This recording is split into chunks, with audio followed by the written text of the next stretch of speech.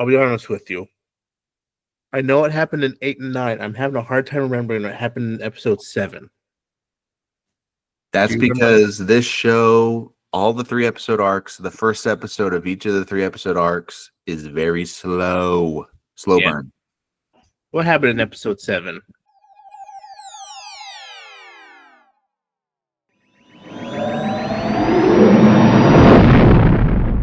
Welcome everyone to another episode of Dagobah. Okay, what happened in episode 7 again? It was like they're on Yavin 4. Yep. The Force Healer. That was interesting. Oh yeah. Okay. Yeah. Interesting. Okay. What was that all about? I mean, we've seen Force healing before. We've seen Grogu do it and Rey do it. I want to know why that Force healer lady didn't keel over dead. Because I thought when you did the Force healing, a little bit of your life energy went away. Yeah, I don't think she really healed him though. I think she just kind of sensed. She sensed that he was carrying things. He was a carrier. He brought things with him. And I was like, don't other people? I didn't quite understand what was going on and why. Obviously, it was meant to show his importance because, like, she excused herself from the other group that she was already with and be like, who are you? She totally sensed him for sure. Yeah. I thought it was interesting. I think it was also I don't know the significance. What's the significance? I think it's to show where he's at in terms. It's almost like a commentary on the Force in general. We obviously are very familiar with the Force as the audience, but Cassian's not familiar with the Force. Yeah, true. The galaxy in general were now anti-Force, 16 to 19 years removed from Order 66, and so I don't know what the general perception of the Force is in the galaxy in general, but it even seemed like this Force healer lady, she was like, she admitted herself, she's like, sometimes it works, sometimes it doesn't. She even was like, I don't fully understand it, but like she could sense it with him of not necessarily that he's a Force user, but just that the Force seems to be, I don't know. It reminds me of that. Well, anyway, yeah, that he's an important person in the Force. Yeah, he kind of took like a little Han Solo. Like, what is this? This is just some sorcery nonsense. Yeah, and obviously Bix is a little bit more believing. What? She's just like, get this away from me. Well, she's like, if I was in pain, I'd try anything. Yeah. Let's see, the Yavin 4, and then he takes the U-Wing. How does he... My confusion came into, when did he know something was happening on Gorman that he needed to go? How did he know I got to leave? Because Will told him. Oh, right. Yeah. So Will is Luthen's messenger this time, letting him know this is the mission to assassinate Dedra. Right. Yes. Okay. So I think that, obviously Will and Cassian, they aren't thinking that they're showing up in the middle of the Gorman Plaza massacre. They just know twice a day she's in the square. Yep. Yeah, right. And then he goes, gets a hotel on the square, but then is like, oh, stuff's going down today. Okay, that makes sense. Yeah. What's the other plot? I guess the Gormans are preparing, right? Is that Gormans are preparing? The dad guy, I feel like, is very much like, hey, this has got to be a silent resistance. They're goading us into being violent, and that's not how we need to play this. And obviously he's kind of lost control of the group, but the dynamic here also is, the Cyril plot line with Dedra of basically, and then the Mon Mothma stuff, even on Coruscant. So it was all building the groundwork of a naval base was attacked. They're blaming the Gorman front or, whatever. And Cyril's even asking questions like the naval base, like they won't even, I'm an Imperial employee and they won't even let me on the naval base. You're trying to convince me that the rebels that I've kind of undercover embedded myself with pulled off an attack, a bombing on the naval base. He's like, that seems unlikely. And then He says she's there's trying to rumors of an manipulate inside him. job, right? Isn't that what he Yeah. says? Yeah, she's trying to gaslight him, like, well, we think there's outside agitators. And he's like, outside agitators? I am in as deep as possible underground with all of the networking of what the Gorman Rebellion is doing, and there was nothing about this. So he's getting his first inkling of something's fishy going on. Mm-hmm. Right. Like, this is a setup. And we're supposed to believe that it was just like the sniper. This was Empire against Empire, That's what I think. I think it was a complete fabrication, not fabrication in the sense of I'm sure it did happen, but all escalation. Yeah, the Empire did it to itself, staged it. So, yeah, that was interesting. But for the most part, though, I felt like that episode 7, again, when it ended, I was like, all right, slow. That was it's like they've got to, that's the first third of the movie that they're showing that's setting everything up. But unlike the last 2 weeks, episode 8 and 9, there was nothing slow. I'm like, oh, dang, this took it up a notch for sure. I texted you while I was watching it. I thought you were also watching it, but you were, I don't know what you're doing Tuesday night. And I said, is this the best Star Wars ever? I mean, that episode 8 was fantastic. The slow build crescendo to what we knew was inevitable.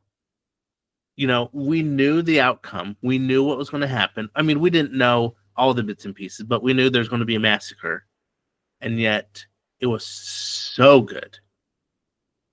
I mean, I don't want to say it was like, oh, it was awesome seeing the Gormans massacred, but it was like the way they pulled it off and just made it seem so visceral and intense and all that stuff, right? Yeah. Was incredible. I think these are unarmed people. They're just gunning down. Well, I just think that compared to many, I mean, if not all, with the exception of maybe 1 or 2 of the other Star Wars shows, this show, not only is the production value just better, like it just seems more cinematic, the writing is so good. Like, I feel like all the other shows that we have reviewed that they've come out with, the Star Wars shows, it feels like we're talking about, that doesn't make sense. That's a really dumb plot hole. That's like that dialogue is clunky. Like, none of that exists with this Andor show. Like, episode 8, I thought episode 9 was just as good. I know a lot of people are talking about episode 8, and rightfully so, but I also...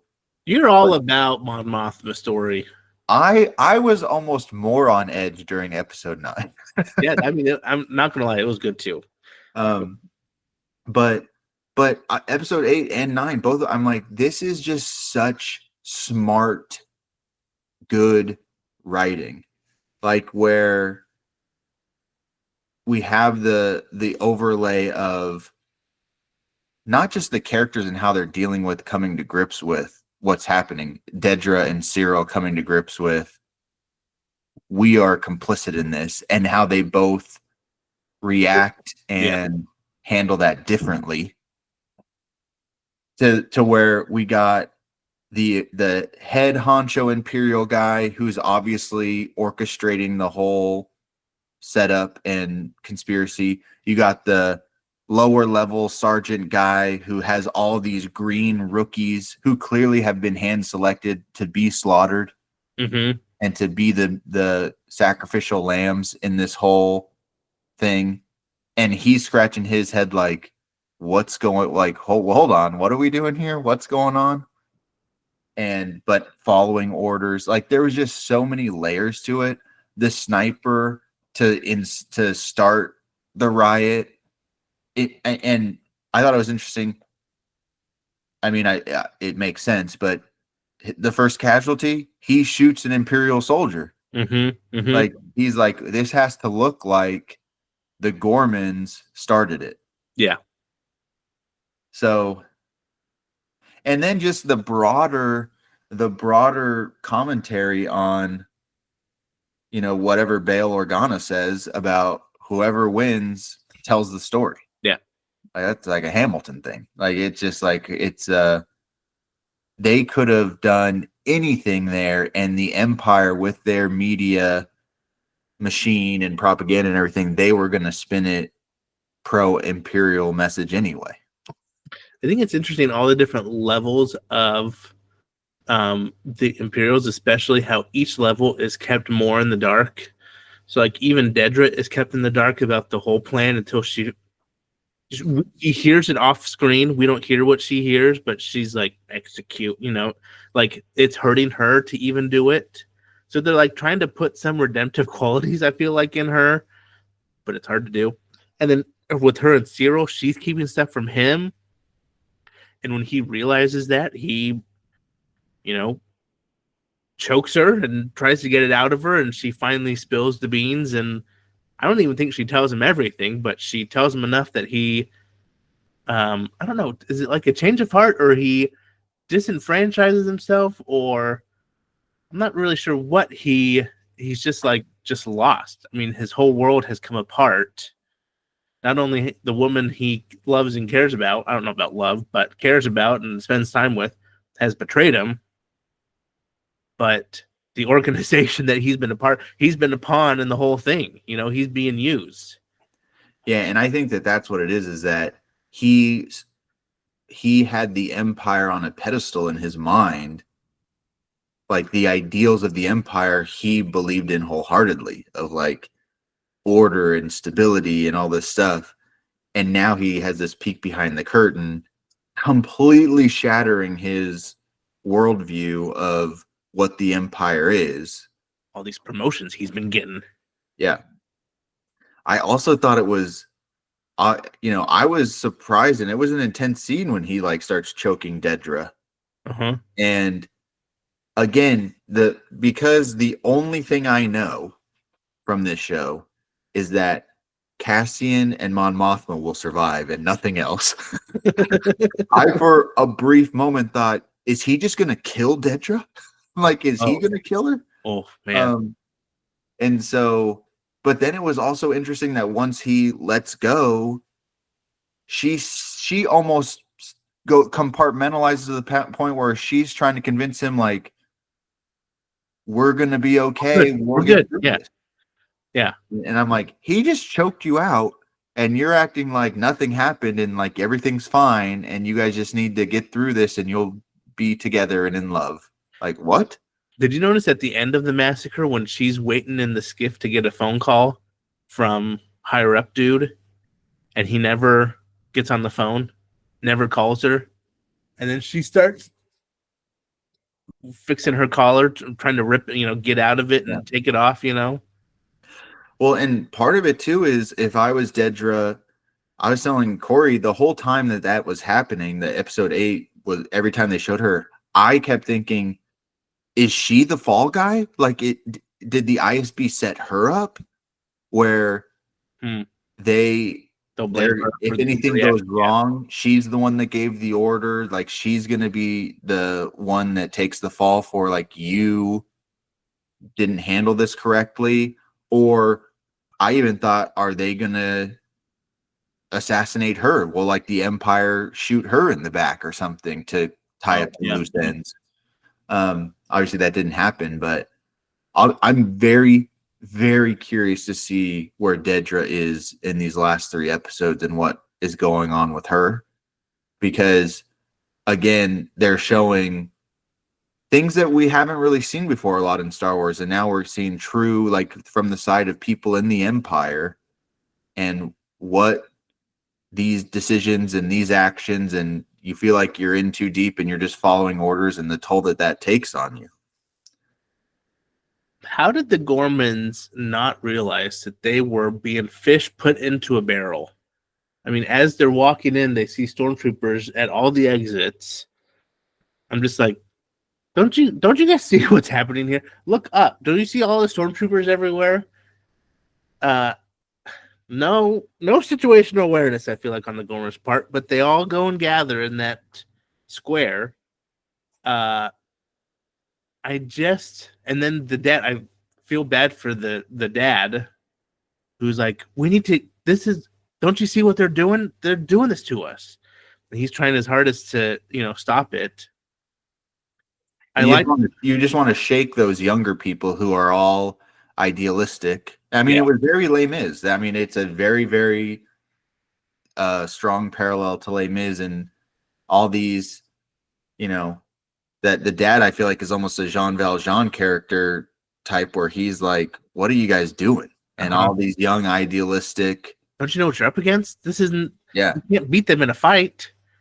And I mean, talk about when the rebels, the Gorman front, are they're advancing on the building, and then I had almost completely forgotten the Imperial droids come out.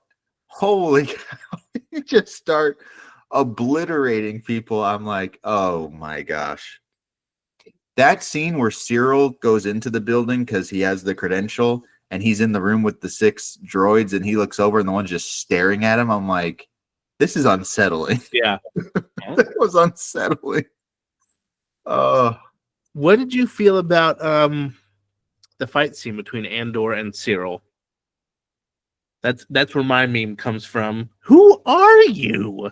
Yeah. I haven't thought about you once. Poor show's been thinking about him for 4 years. I thought it was interesting. I think that it was just interesting that Cyril just, for most of the massacre, was just standing in the middle of the square, like in a daze. Like, how did it come to this?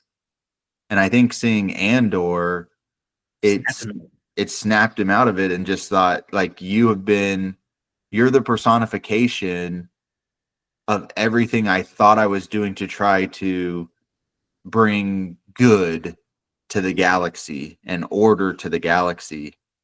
And now I find myself in this surreal moment of what's going on. And so it kind of just, I feel like the only thing he could latch on to keep his sanity of, I'm still a good person, and I'm going to take you out and finally accomplish what I tried to accomplish 3 years ago.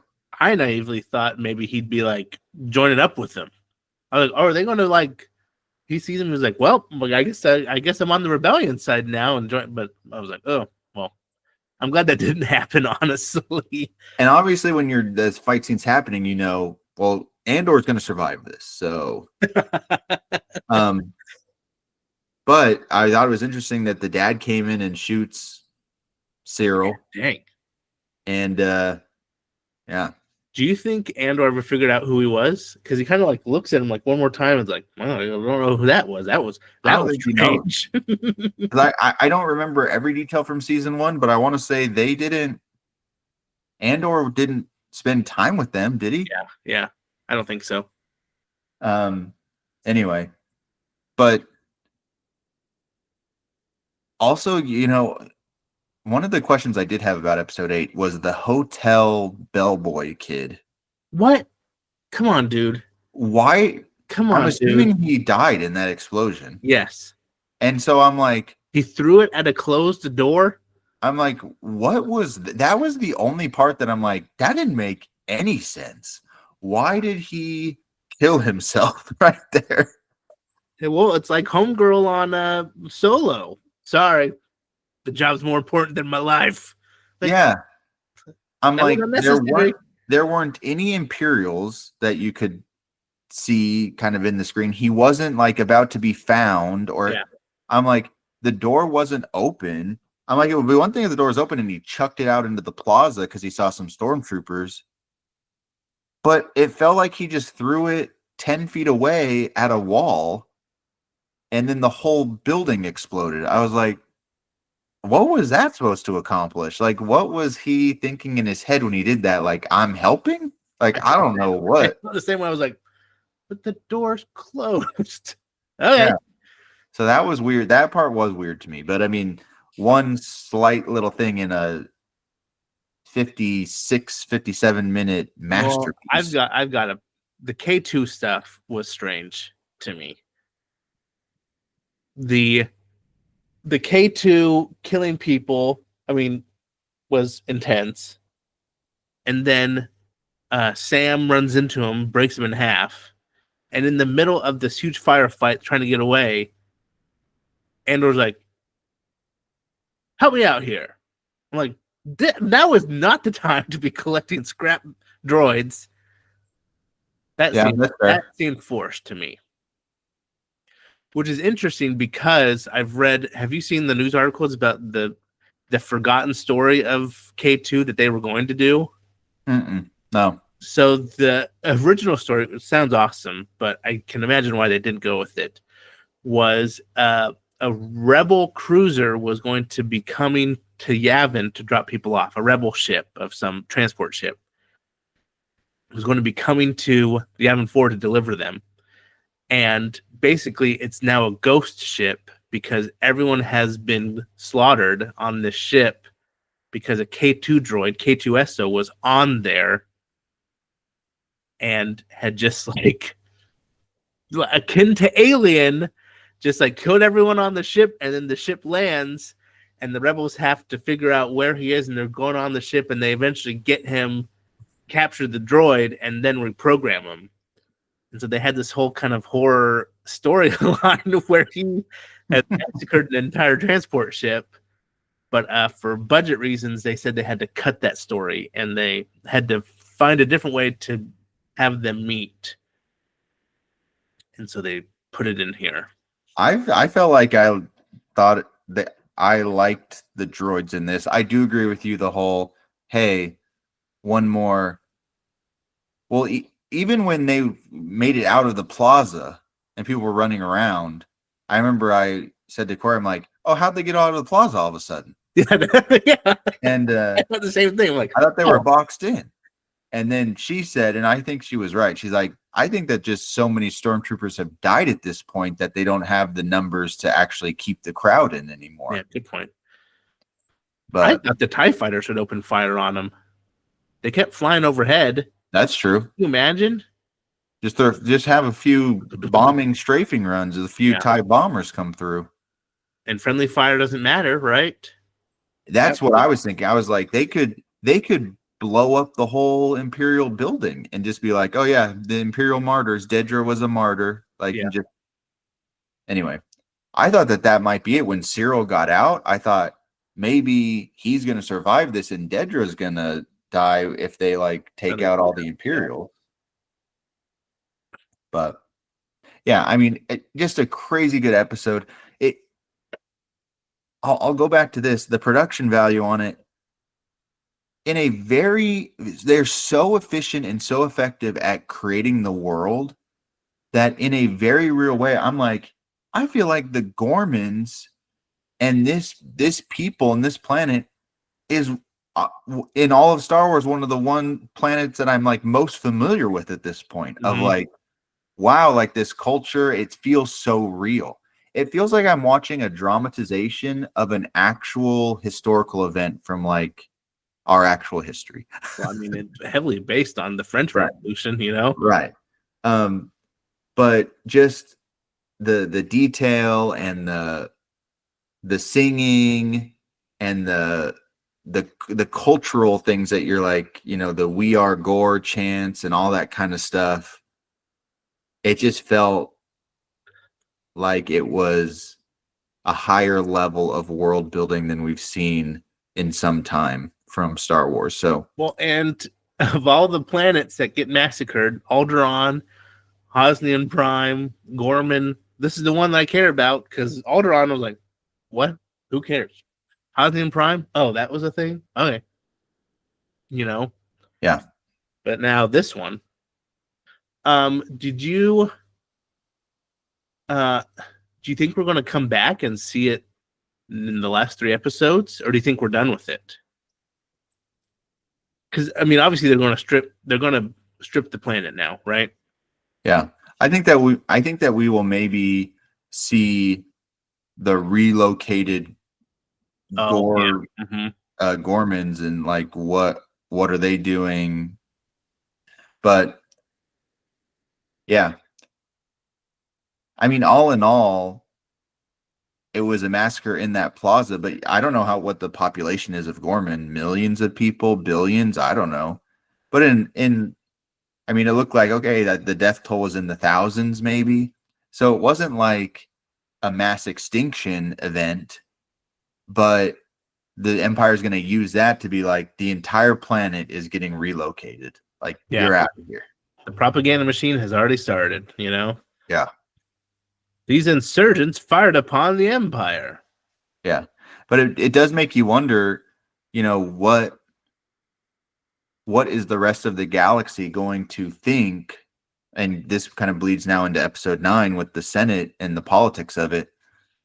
If they really start to move everyone off of Gorman and just strip the planet for its mineral resources, like what is everybody going to be like, yeah, that's justified because some rebels killed some Imperials. We're okay with an entire planet losing its home or claim over its planet, and then we'll just strip it for its resources. So I still feel like it's a little bit of a leap in my mind of people are just going to go along with the forced relocation. Oh, I think it's because they're afraid of they are afraid of it happening to them, which is what the Gorman senator said would happen. It's my planet now. It's your planet tomorrow. Yep. Which is obviously very reminiscent of, the Holocaust and yeah. So yeah, I mean, just superb, just fantastic. Episode 8 was, yeah. I mean, I don't know. Obviously, I'm biased and partial to, the original trilogy as kind of untouchable Star Wars content that started it all. But I don't know that there's a goofy moment. There's not like goofy moment. I mean, is this too serious for Star Wars? I don't think so. I think it's okay to have like Andor. We've talked about this before. Andor is not for kids. It's grown-up Star Wars, and for fans that are grown up, it's something new and like, wow, we haven't gotten something like this. So I think that novelty too is coloring our perception of it. But I'm glad to live in a world where I get Andor and Skeleton Crew. And Skeleton Crew is a completely different dynamic and vibe and everything. Claimsies. Yeah. And so they're not meant to do the same thing. They're not meant to necessarily appeal to even the same audience. But so it's not apples to apples. But I mean, for what it's worth, yeah. This little 3-episode arc, I'm like, that is because I'm looking at each of these 3-episode arcs as a movie, basically. I'm like, that's the best Star Wars movie that they've done, that Disney has done, is episode 7, 8, and 9 of Andor season 2. We still don't know what the last 3 episodes. I mean, what else could they? Well, let's not talk about that yet. Let's talk about episode 9. I'd agree with you. I think Star Wars needs to grow up a little bit, and I appreciate that they have with this show. And I'm okay with them doing Skeleton Crew. I'm okay with them doing Bad Batch and Tales of the Young Jedi, all that stuff. But I appreciate more serious, topical Star Wars. Okay, episode 9 takes place primarily on Coruscant. We have the speech by Mon Mothma.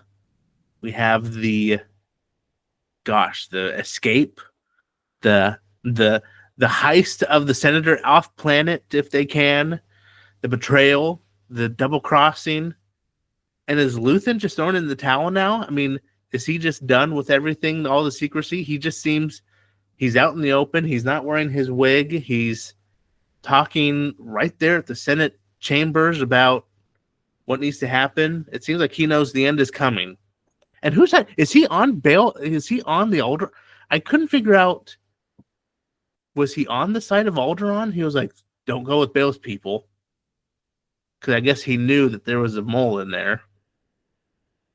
But what did he want her to do? Not give the speech and just leave? I mean, I couldn't figure out what the and why he wanted the other thing. Do you remember?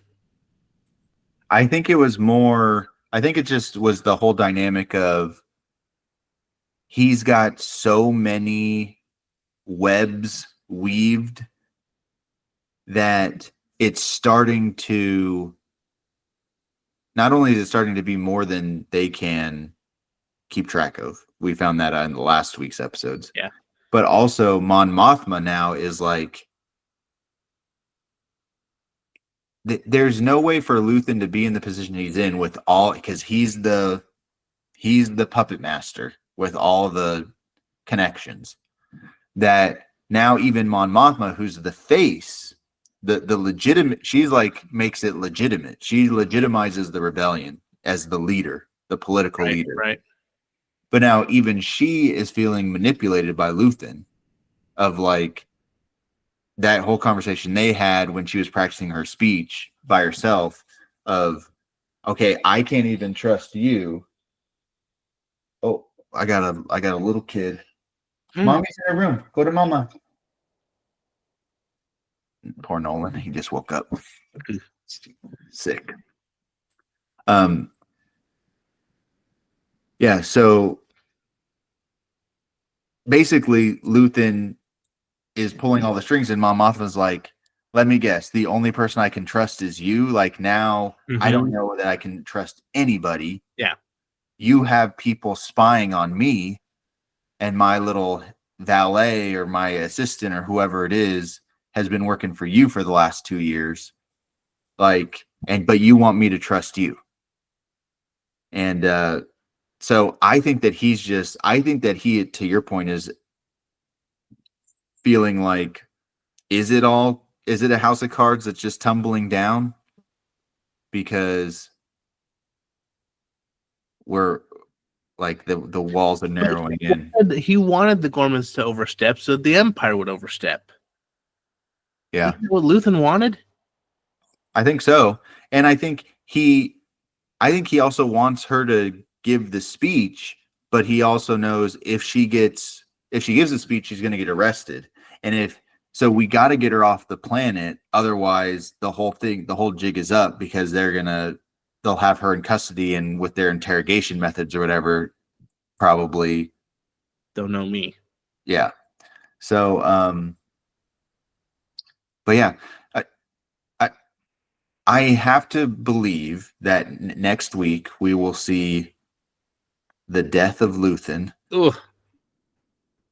And I have seen some, maybe you've seen these as well, some fan theories that Luthen is a Jedi, that Luthen is a disgruntled, outcast Jedi figure that has the Force and is using the Force during all of these things. And I thought there's no way, until he had that kind of final conversation with Andor, where again, I feel like he was trying to mentor Andor a little bit about, he was almost alluding to the Force bringing them together, about every time I've needed you, you've been there. You've been there. On Aldhani, Ferrix, like, it's just, I need you and you appear. So, is this all happenstance and chance, or is the Force working through us, basically? Little Qui-Gon Jinn. Yeah. Or it's like, hey, without us even knowing. Listen, I've been thinking he's a Jedi ever since he went to Saw's place and had that little weapon, and he's like, don't touch that. It's like, oh, that's a lightsaber. Oh, yeah. And he had the Kyber crystal. That's true too. So, I'd like to see Luthen go in and do a Yoda 2.0 and go into the Senate chamber and go and That might lightsaber ruin battle the with show for me. Palpatine. That might ruin the show for me. Lightsaber battle with Palpatine in the Senate I just want to chamber. see him in his ship one more time. That ship is so cool. I don't think it would ruin it. Obviously, the Palpatine thing is a joke. I don't think it would ruin it to see Luthen ignite a lightsaber in the sometime in the last 3 episodes and go down fighting as a force wielder. But the show has been so good without a lightsaber. Who cares?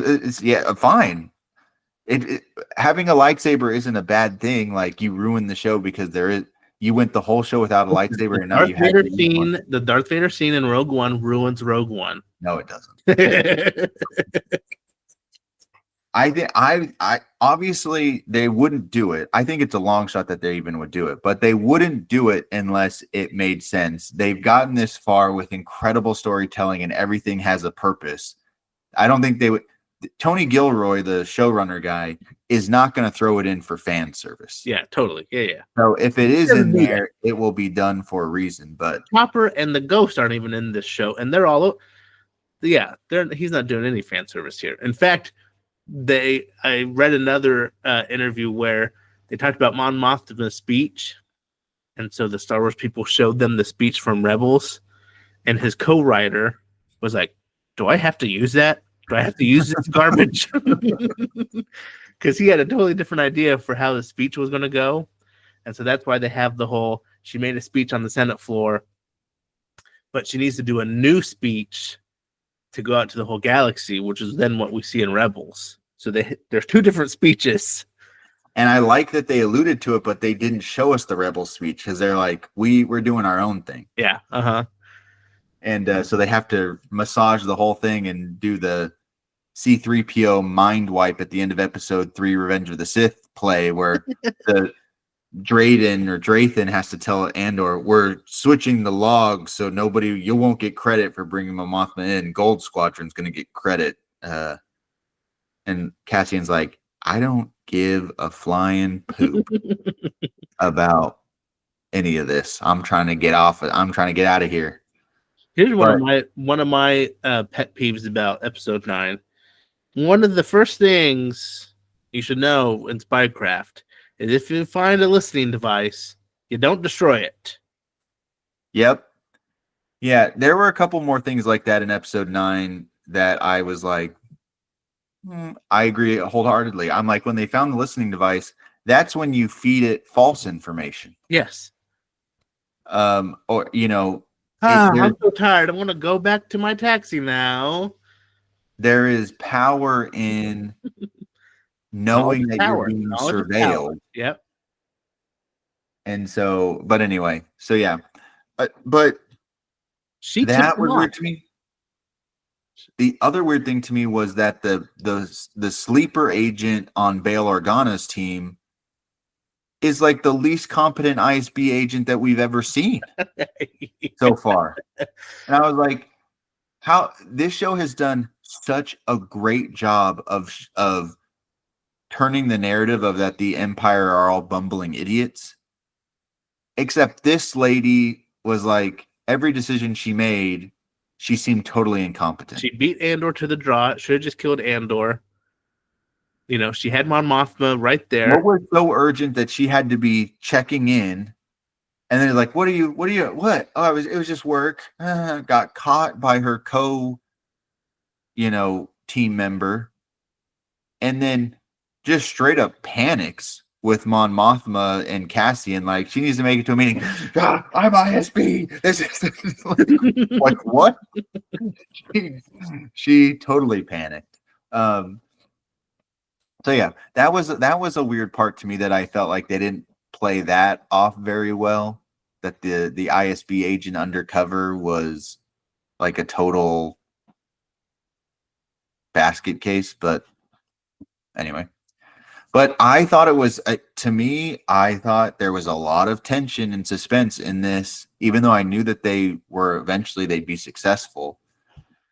Like, it was just a different type of battle the Gorman massacre was physical, obviously, and this was, this political drama of trying to even get the speech heard.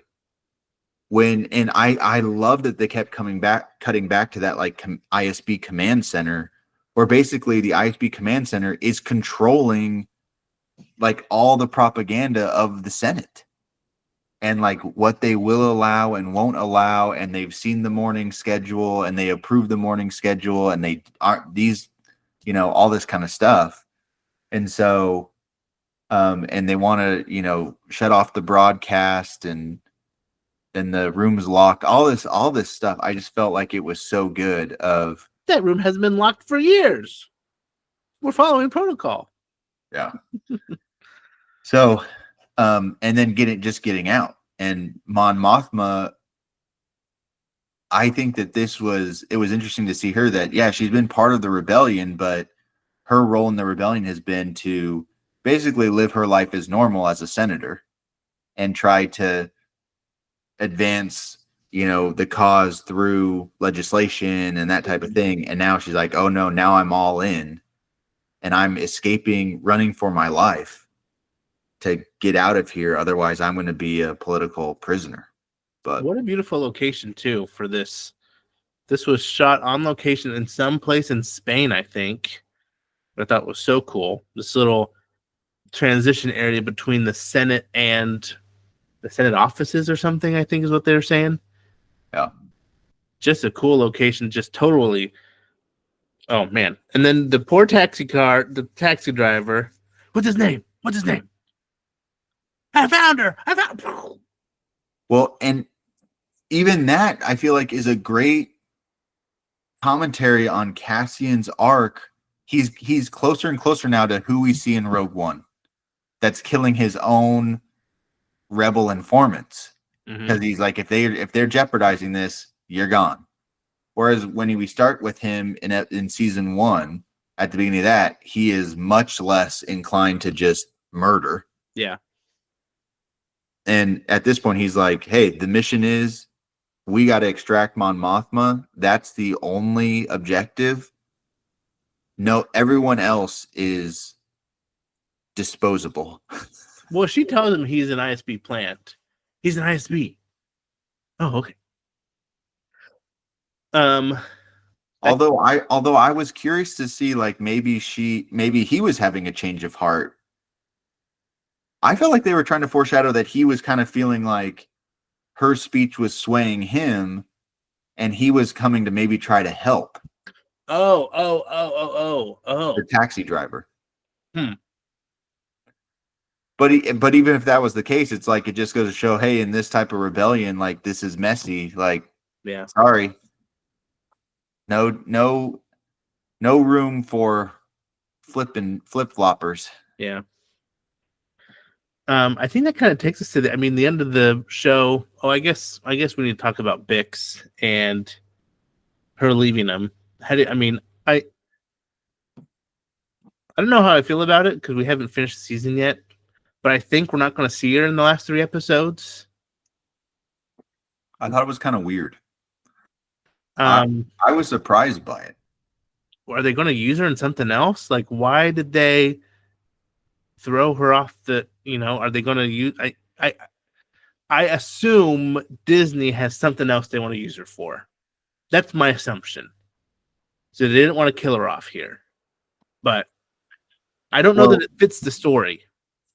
I don't think it fits the story at all, and I don't necessarily feel like her doing that would guarantee that Andor would stay with the rebellion. So yeah, I thought it was. This is the way you stay. Yeah, I thought it was a interesting narrative choice. Maybe that is driven by they want the character to stay alive for something else. I guess it gives you a little bit of emotional dread of feeling like she's promising, hey, after we win, after the rebellion is over and the Empire falls, we'll find each other again. Whereas we know that ain't happening. Mm-hmm. But again, his whole vacillation between he wants out And part of that is because he wants to just have a life with her. So she equates that to, okay, so then if I'm out of the picture, he'll stay and be totally engaged in the rebellion. I'm But like, I don't think that you can roll those dice, because I think that he the would leave and go character, searching for her. yeah, he would leave and go look for her or whatever. Yeah. I mean, I feel like it would be more effective for her to be like, well, I'm all in on the rebellion and I'm staying here to help the rebellion. So if you want to be with me, you have to stay too. That's what I was thinking. Yeah. But I think they need to make room for K2 as his buddy pal, you know. Yeah. So they had to get her out of the picture. I mean, at first when I saw the video message, I thought the worst. I thought she had died, you know. So I was kind of worried about that he was going to find her, you know, having hurt herself. But yeah, luckily that's not the case. But it was strange. Yeah, I think your call on her thinking that by leaving he's going to stick with the rebellion doesn't make sense in how he's been going about the past 3 years.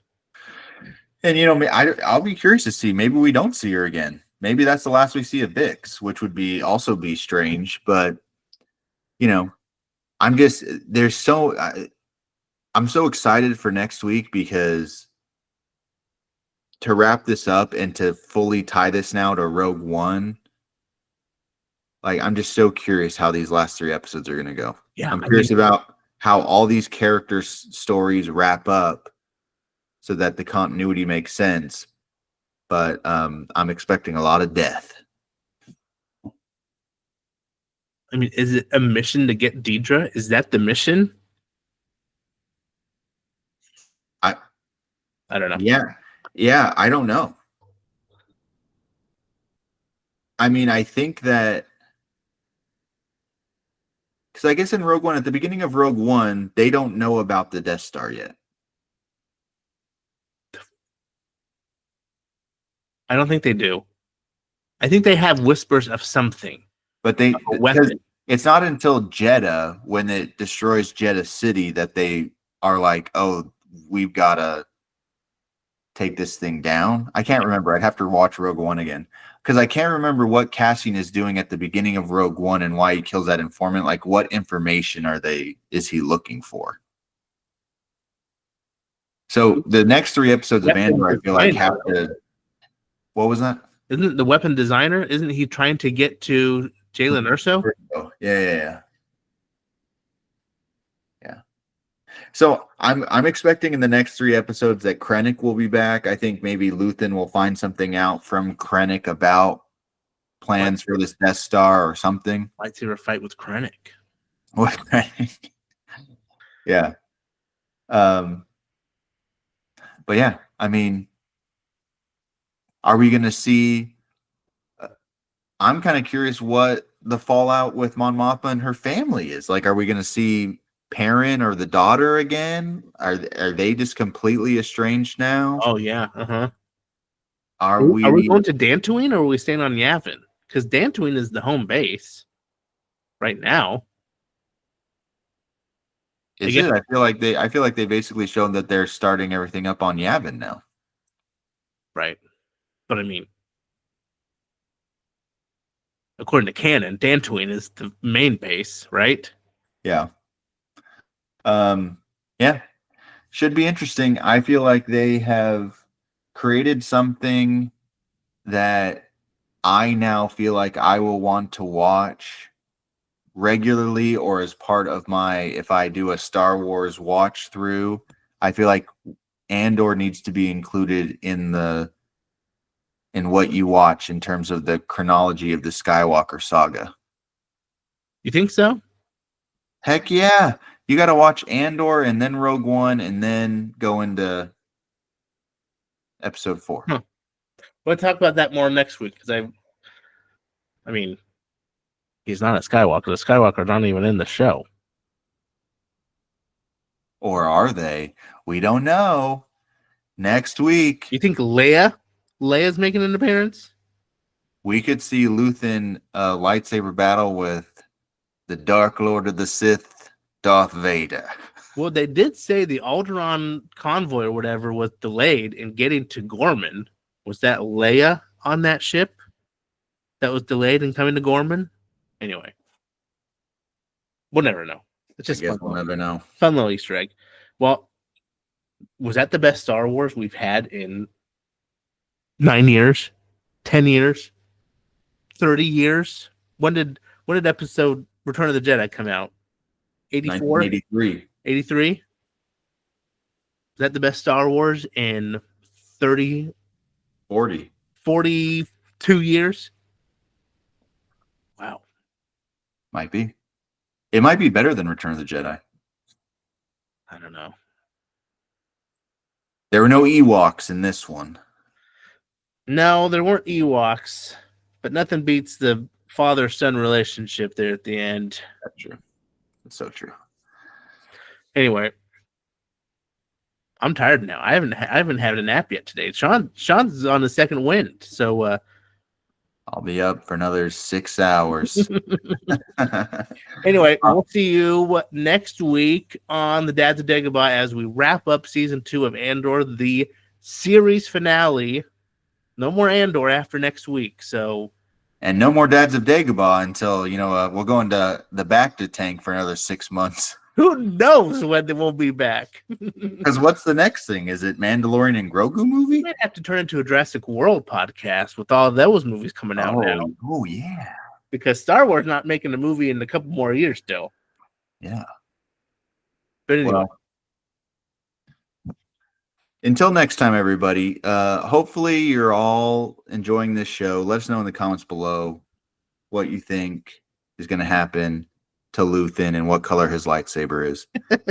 And until next time, we have spoken. This is the way, and we've got to get back to the Bacta. Back to the Bacta, baby. And also, we got the American Pope. Let's go. And I've seen a lot of memes that he looks like Emperor Palpatine. Oh, well, the side profile looks like Ian McDermott. So hopefully that's the only similarity is the physical appearance. Okay, see you guys. All right, bye.